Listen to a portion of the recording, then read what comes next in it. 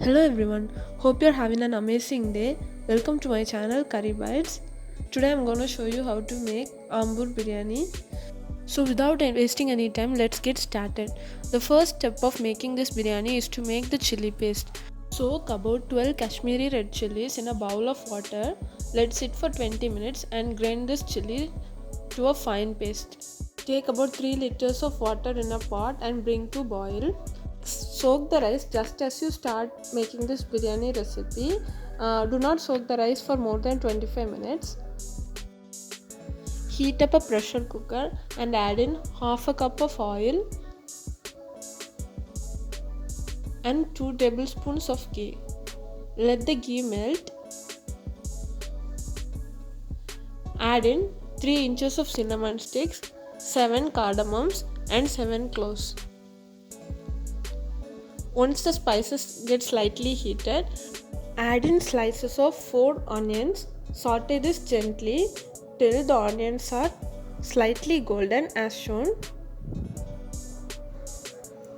Now add in 2 tablespoons of ginger paste and saute for 2 minutes.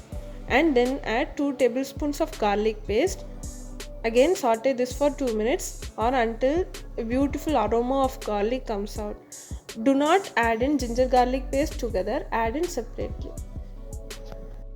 Now add 3 finely chopped tomatoes to this mixture.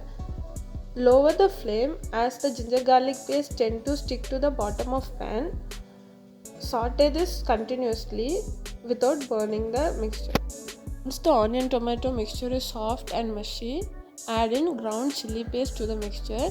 This recipe does not have any external color ingredients. The chilli paste gives color to the recipe. Add mint leaves and coriander leaves. Saute till a nice flavor comes out. Then add 1 kg chicken pieces. Now increase the flame and in slightly high heat, saute the chicken pieces for about 3 minutes. Now add juice of half a lemon.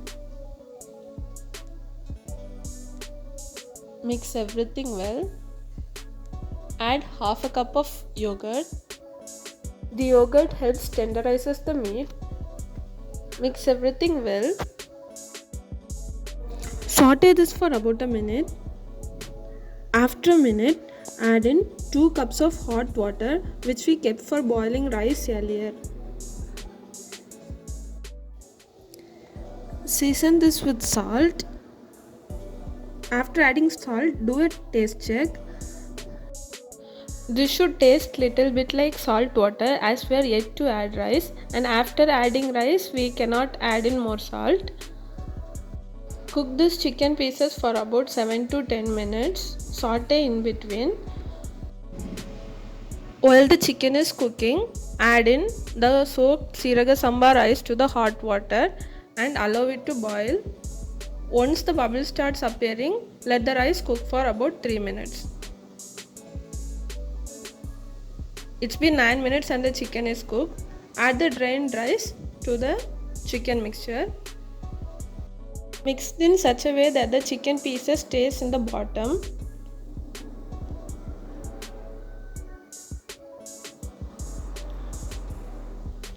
Add in half a teaspoon of ghee. This is optional.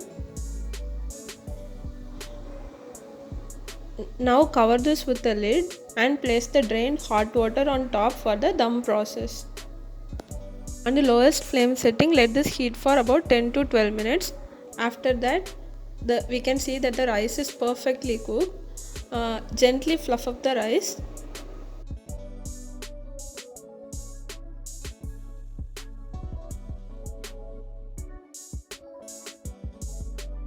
We can see that the rice is not sticky. It's perfectly cooked and doesn't stick to the bottom either. The chicken pieces are also tender, moist and easily leaves off from the bones. You can pair up this recipe with egg and raita.